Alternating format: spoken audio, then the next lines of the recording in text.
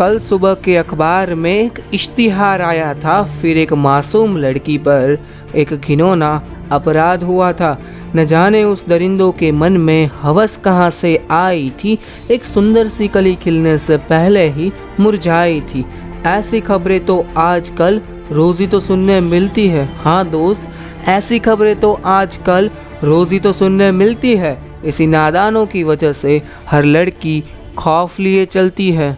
लेकिन बस अब बहुत हो गया, नहीं चलेगी मन में खौफ लिए अब आज की नारी, और इन हवसखोर अत्याचारियों पर वो पड़ेगी भारी। हाँ दोस्त, तुम सही हो, लेकिन हम कुछ भी कर ले, कितने भी नारे लगा ले या कैंडल मार्च कर ले, बट इससे कुछ नहीं होने वाला। अब इस चीज़ को जड़ से ही मिटाना होगा, और जड़ से मिटाना है तो उसके लिए हमें पहले अपने समाज की गलतियाँ मालूम होनी चाहिए। अपने समाज में कैसे कैसे लोग हैं, जैसे कि अरे खुद तो अपने घर की लक्ष्मी को बंद कर इतराते हो, और दूसरों के बारे में अनाप शनाप बोल उन्हें भी बहकाते हो। कानून अंधा है, यहाँ न्याय नहीं। बोलना तो बड़ा आसान है, गलती तो बस लड़की की है ना, लड़के तो सारे नादान हैं। वुमेन एम्पावरमेंट बहुत कर लिया, कुछ बदलाव ना हो रहा। अब मैन एम्पावरमेंट भी कर लो थोड़ा। इज्जत करना सिखाओ उसे जो है सो रहा। बेटी को जो बोलते हो कि शाम को देर ना करना, बेटे को भी बोलो कभी कि दुराचार मत करना। जरा बताओ तो, बहन को ही क्यों हमेशा दुपट्टा लेने कहते हो? भाई को भी कभी तुम फुल स्लीव शर्ट पहनने कहते हो? औरत ही क्यों हमेशा घूंघट में रहे? मर्द को भी समझा दो अपनी हद में रहे। लड़की मना करे तो बर्दाश्त नहीं होता, यूं उस पर एसिड फेंकने पर तुम्हारा दिल जरा भी नहीं रोता। कहाँ से लाते हो यार इतनी दरिंदगी? अरे कहाँ से लाते हो यार इतनी दरिंदगी? ऐसे लोगों के सामने तो हर बुराई है फीकी। बस एक सवाल का जवाब दे दो अपने घर की औरतों को और खुद को। अगर कल को कोई लड़की नहीं बची तो क्या तुम बख्शोगे उनको, या फिर वो भी तुम्हारी हवस का शिकार होगी? क्या वो भी तुम्हारे लिए कठपुतलियां बेकार होगी? कहाँ दुनिया टेक्नोलॉजी में आगे बढ़ रही, और कहाँ हमारे देश के लोगों की छोटी सोच जमीन में गड़ रही। ये जो तुम फॉरेन कंट्रीज की बातें हर चीज में करते हो, तो इस मुद्दे पर उनकी सोच अपनाने से क्यों डरते हो? चाहे कुछ भी कह लो, इन राक्षसों को जज्बातों की कदर ही नहीं। चाहे किताबें लिख लो, इन्हें किसी बात की असर नहीं। और जैसे उर्वशी कश्यप ने क्या खूब कहा है, सुशांत सिंह राजपूत की सीबीआई इन्वेस्टिगेशन तो तुम महीने भर में करवाओगे, लेकिन उस मासूम के बाप को इंसाफ के लिए तुम सालों चप्पल घिसवाओगे। बलात्कारी को गोली से मारने वाले पुलिस वालों पर तो तुम ह्यूमन राइट्स का केस चलाओगे। तो बताओ कैसे तुम रेप मुक्त भारत बनाओगे? औरत को 9 दिन देवी बनाकर उसकी आरती उतारोगे, और उसी औरत की इज्जत को तुम हैवान नोच खाओगे।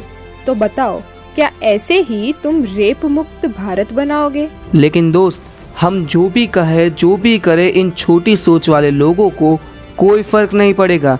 अब आज की नारी को खुद ही शस्त्र उठाना सीखना ही होगा। महाभारत के समय में द्रौपदी का चीरहरण रोकने और न्याय के लिए खुद भगवान श्री कृष्ण आए थे, लेकिन इस कलयुग में जिस पुलिस और सरकार की जिम्मेदारी होती है न्याय की, वही लोग बलात्कारियों का साथ दे रहे हैं, और भगवान तो धरती पर आने से रहे। तो इस पर मुझे पुष्यमित्र उपाध्याय की एक कविता याद आती है। छोड़ो मेहंदी खड़क संभालो, खुद ही अपना चीर बचा लो। द्युत बिछाए बैठे शकुनी, मस्तक सब बिक जाएंगे। सुनो द्रौपदी शस्त्र उठा लो, अब गोविंद ना आएंगे। कब तक आस लगाओगी तुम बिके हुए अखबारों से? कैसी रक्षा मांग रही हो दुशासन दरबारों से? स्वयं जो लज्जाहीन पड़े हैं वे क्या लाज बचाएंगे? अरे वे क्या लाज बचाएंगे? सुनो द्रौपदी शस्त्र उठा लो, अब गोविंद ना आएंगे, अब गोविंद ना आएंगे। कल तक केवल अंधा राजा अब गूंगा बहरा भी है। होठ सी दिए है जनता के, कानों पर पहरा भी है। तुम ही कहो ये अश्व तुम्हारे किसको क्या समझाएंगे। सुनो द्रौपदी शस्त्र उठा लो, अब गोविंद ना आएंगे, अब गोविंद ना आएंगे। तो दोस्तों, लास्ट में दशहरे के इस पावन अवसर पर आपसे मैं थोड़ी बातें शेयर करना चाहता हूँ। हो सकता है बहुत से लोगों को ये बातें कड़वी लगे, लेकिन एक एक बात सत्य है। लेकिन उससे पहले मैं आपसे एक सवाल पूछता हूँ, रावण को जलाने से पहले क्या आपने अपने अंदर के रावण को जलाया क्या? बहुत से लोगों की ऐसी सोच है कि दशहरे में हम रावण जो बुराई का प्रतीक है उसको हम जलाएंगे तो बुराई खत्म हो जाएगी। अरे दोस्त, ऐसा नहीं होता।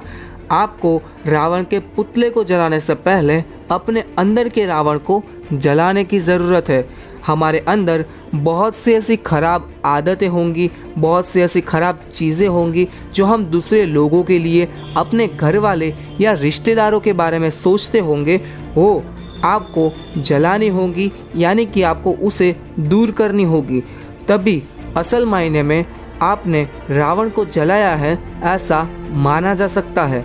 तो दोस्तों, आपके अंदर बहुत सी ऐसी खराब आदतें और बातें होंगी जो आपको पता है कि बुरी है, तो उसको आप कोशिश करिए कि इस दशहरा वो आदतें और बातें ख़त्म करें और इसी तरह अपने अंदर के रावण को जलाए। तो दोस्तों, मेरी तरफ से, मेरी फ्रेंड की तरफ से और मेरे पूरे परिवार की तरफ से आप लोगों को हैप्पी दशहरा। अगर इस वीडियो में कही गई बातों से आप सहमत हैं तो ज़्यादा से ज़्यादा इस वीडियो को शेयर करके मेरे इस प्रयास का हिस्सा बनिए। लाइक और कमेंट भी करो ताकि मैं ऐसे ही मोटिवेशनल वीडियो इस चैनल पर लाता रहूं। सब्सक्राइब करके बेल आइकन को टच करो ताकि ऐसे ही आपके जीवन में सकारात्मक ऊर्जा भर देने वाले एक भी वीडियो आपसे मिस ना हो। तो इसी के साथ मैं इट्स डिजिटल नयन इस वीडियो को समाप्त करता हूँ।